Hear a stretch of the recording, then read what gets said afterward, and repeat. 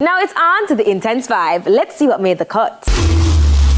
Congrats to Reggae King on winning the award for Best Dancehall Album for 2022. Good job!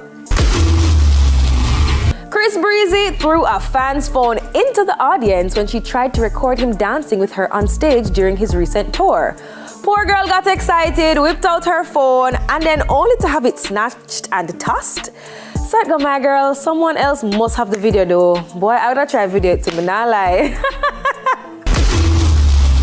Massacre and Movado, what a song. And of course, it's trending.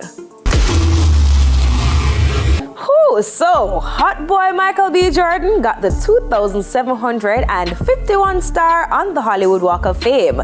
That is so cool. Big up to you, hotness. Aye.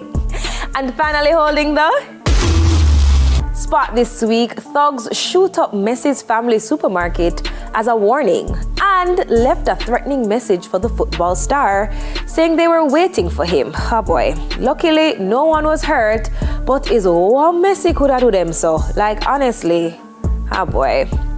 That's it for the Intense 5. Remember to follow us on IG at TVJ Intense for all that's happening in entertainment.